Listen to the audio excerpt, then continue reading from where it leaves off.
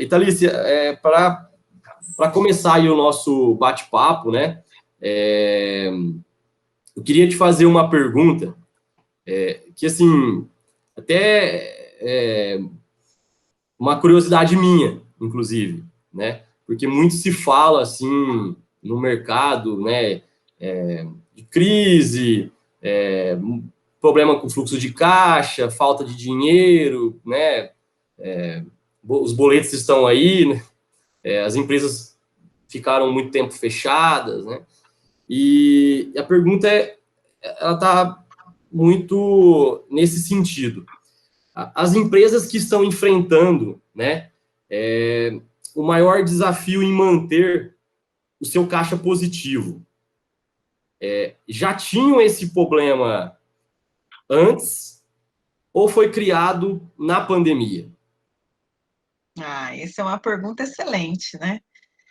Muitas empresas aí tiveram esse processo de readaptação e totalmente a ver com o momento que elas estavam vivendo, porque a empresa que estava com um fluxo de caixa mais saudável, vamos dizer assim, ela aguentou um período maior na pandemia, embora teve que respeitar as leis de manter fechado, né? Teve que respeitar o salário de funcionários, que muitos tiveram que ser mantidos, embora muitas empresas também resolveram fazer o desligamento de funcionários. Só que até para você fazer um desligamento de funcionário, você tem que ter um caixa, porque tem um custo para você mandar o funcionário embora. Então, assim, pegou muita gente de surpresa, realmente foi um cenário totalmente fora, né? Não é uma coisa que fala assim, é um problema econômico, foi uma crise financeira que veio de um processo político que envolvia economia, foi uma doença, né, que veio, mas que interferiu totalmente na economia. Isso não vai ter uma recuperação tão rápida, porque as empresas hoje, Fabiana, elas não estão acostumadas com esse fluxo de caixa, elas não têm essa preparação para ter esse fluxo saudável. O que seria fluxo saudável? Um ciclo que você faz de entradas e saídas, né, de vendas e recebimentos, que é um processo. O fluxo de caixa, o que seria? É o fluxo desde a venda do seu produto até o recebimento do seu cliente e esse dinheiro voltar. Porque faturamento não é recebimento, você pode vender, mas esse dinheiro está no seu caixa quando? Esse período você tem que estar alinhado para que você pague as contas nesse período. Né? E as empresas, às vezes, não têm esse caixa. Elas precisam estar abertas, com as suas portas abertas, faturando naquele dia, para que elas possam pagar as contas daquele dia. Elas não têm esse respeito por esse fluxo, né? Vamos dizer a palavra respeito, mas entendendo que ela se encaixa nesse processo, né? Porque você precisa entender, cada empresa tem o seu processo. O que condiz esse processo, Fabiano? Ele condiz o quê? Você entender o seu modelo de negócio. Às vezes, você faz a compra com o seu fornecedor. Seu fornecedor te dá um prazo de 7, 14, 28, 30, ou às vezes 30, 60, 90, e você vai levar esse produto para o seu estabelecimento. Você fica com ele na prateleira por quanto tempo? O seu cliente compra esse produto. Ele vai comprar à vista, vai comprar parcelado. Qual vai ser a forma de pagamento desse cliente? Então, o que eu tenho que fazer? Eu tenho que ajustar as contas de caixa, né? Ajustar o período que eu vou fazer o pagamento para os fornecedores até que o dinheiro volte para o caixa.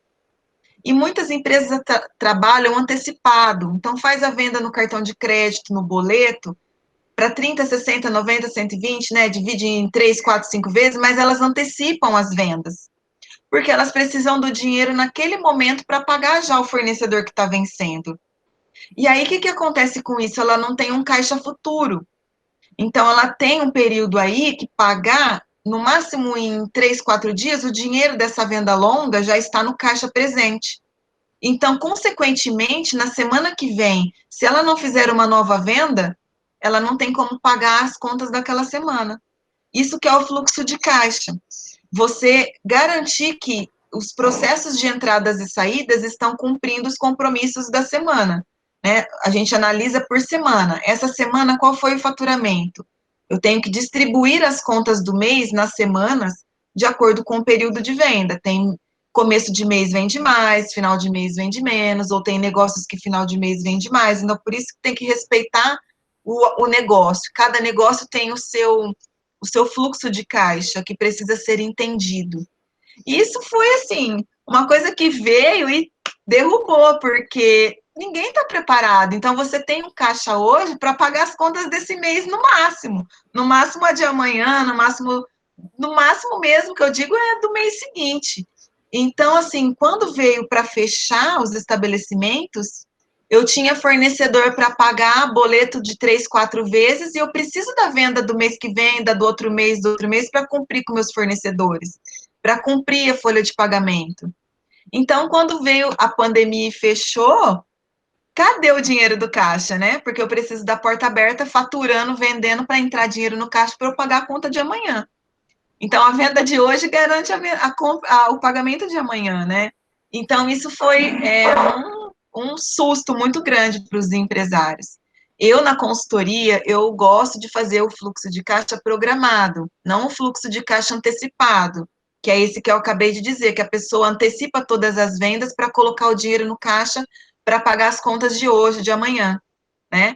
Eu coloco o fluxo de caixa programado, que é justamente esse entendimento, Fabiana, é você identificar no seu modelo de negócio qual é o melhor prazo para você negociar com o seu fornecedor que encaixe com o recebimento das vendas do seu cliente. Perfeito. Tem empresas também que produz, né? Então, por exemplo, ela tem um processo produtivo. Então, às vezes, ela vai fazer a compra de matéria-prima, de mercadorias ali, dos insumos, e ela tem um prazo de produção. Aí, depois, esse produto vai para a venda, mas ela já está ali correndo com o fornecedor para poder pagar. Aí, ele vai para a venda, aí ele fica também ali um período no estabelecimento para ele ser repassado para o cliente. Depois, o cliente compra. Eu tenho que ter um capital de giro muito grande nesse período para bancar essa estrutura em andamento, porque são várias coisas acontecendo ali. Fora isso, eu tenho que encaixar as despesas fixas, que é conta de água, energia, sistema, contador, funcionário, né? Várias coisas que vão acontecendo ali. Então, é driblar todos os dias um emaranhado de contas, né? Então, o empresário se viu louco ali. Só que isso vem de uma educação financeira que o brasileiro normalmente não tem, que é fazer essa programação, que é trabalhar com fluxo de caixa programado. Quando você abre um negócio, o ideal seria que você tenha um capital de giro para você suportar esse período até o dinheiro voltar para o seu caixa. Para quê? Começou o mês, eu já sei que eu tenho vendas do mês passado para entrar esse mês.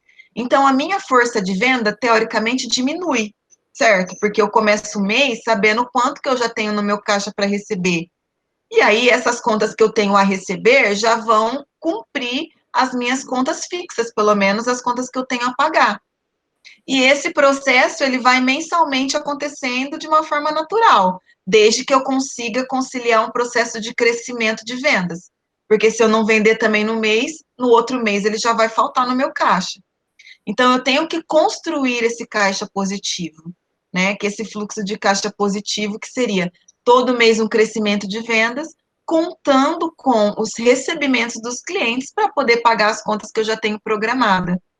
Então, a falta desse controle gerou totalmente essa conturbação no mercado. Muitas empresas fecharam, muitas empresas não tinham condição de gerar faturamento, porque aí ela não tinha nem dinheiro hoje no caixa para comprar novamente uma mercadoria, uma matéria-prima, um produto para produzir novamente para entrar, fazer o giro da venda do produto. Então, isso foi cortado, assim, da noite para o dia, né? Tipo, em uma semana as empresas cessaram aí o poder de compra dela com os fornecedores, porque ela não tinha mais o dinheiro em caixa. E, às Perfeito. vezes, isso daí foi patinando e foi piorando a situação de muitas empresas que, infelizmente, tiveram que fechar as portas porque não tinham mais condições de nem comprar um produto para pôr na prateleira para vender para o cliente. Então, isso já existia sim antes, porque isso vem de uma cultura mal resolvida lá atrás, porque a gente não tem essa educação financeira. A gente fala educação financeira, mas não é, eu sei que não é fácil, viu, Fabiano? Não é fácil administrar o negócio com esse fluxo de caixa positivo. A gente, às vezes, precisa de um crédito de terceiro, de um capital de giro, de um financiamento, às vezes, para suprir, porque o custo de uma empresa, ele é alto. Então, justamente, você precisa ter um controle muito bem feito, um orçamento de caixa muito bem feito. Como você faz isso? O Sistemas BR está aí para ajudar a galera, né? Colocando aí uma ordem de fluxo de caixa, anotando todas as contas a pagar, todas as contas a receber de uma forma clara, para que a pessoa entenda aquele custo dela, né? O custo que ela tem para poder sobreviver nesse mercado, Com né? certeza. Porque isso é importantíssimo. Se a empresa não faz isso, ela dá um tiro no pé, porque ela tem poucos meses de sobrevivência quando acontece uma crise dessa. Ou ela se endivida demais depois para poder sair dessa crise, né? E aí é onde muitas empresas ficam com o seu orçamento inchado, né? O caixa inchado aí, trabalhando no negativo. Tem empresas aí que quanto mais vende, mais negativo fica. Então, é um perigo muito grande, né? Então, isso já existia antes, infelizmente, e com uma boa disciplina, uma organização, um controle de entradas e saídas, a pessoa consegue se ajustar nisso. Uma boa negociação com fornecedores, né? Agora, para poder retomar e enquadrar esse caixa aí dentro da sua capacidade de venda diária. Então, são várias coisas que a gente precisa tomar a medida, mas tem que ter um conhecimento muito grande do seu negócio, né? Qual que é a minha capacidade de venda? Quanto que eu preciso ter de compras com os fornecedores, fazer uma programação de compra para eu não extrapolar esse orçamento, porque senão eu vou ficar refém da venda, né? Eu vou ficar necessitado daquela venda para poder pagar o fornecedor, porque esse dinheiro não está ainda no caixa, né? Ele precisa voltar. E essa é uma dificuldade de muitos negócios, né? Tem um ponto que é muito importante também nós comentarmos aqui, que vem muito de encontro com tudo isso que a Thalissa colocou, com bastante. A Thalissa tem bastante experiência, inclusive, né, de estar dentro do ponto de venda, né, Thalissa, e vivenciar isso no dia a dia. Então, fala com muita propriedade. Que a falta, às vezes, também de informação, né? Informação em tempo real, como você disse, né? De ter isso muito, muito bem organizado, às vezes faz o empresário tomar algumas decisões precipitadas, equivocadas nesse momento. E assim, de uma forma até de contribuir aqui, o que eu deixo, né? Tomar cuidado com o core principal do negócio, né? Vou dar um exemplo no que eu quero dizer com isso. Às vezes é uma empresa, um restaurante. E esse restaurante, ele conquistou a sua clientela até então, né? Por trabalhar com produtos de qualidade, por comprar insumos de qualidade. E conquistou seus clientes, né? Pelo paladar mesmo, né? Por vender comida boa, né? Sim.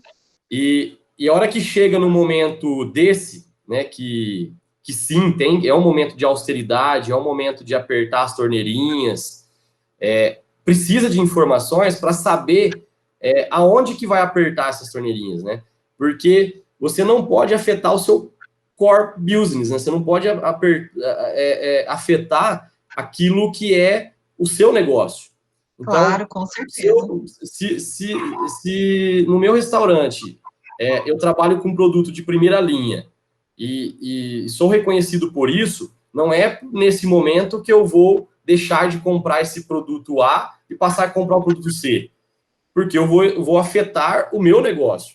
Então tem que saber certinho, né, aonde diminuir as despesas, né, mantendo intacto tudo aquilo que foi construído, né, não, vamos falar assim, não desconstruir isso, né, no momento desse de incertezas. O né? fluxo de caixa, ele está nesse controle, né, das contas a pagar e receber, mas você tem que ter muito critério para fazer uma redução de custo, porque impacta diretamente no resultado do seu negócio.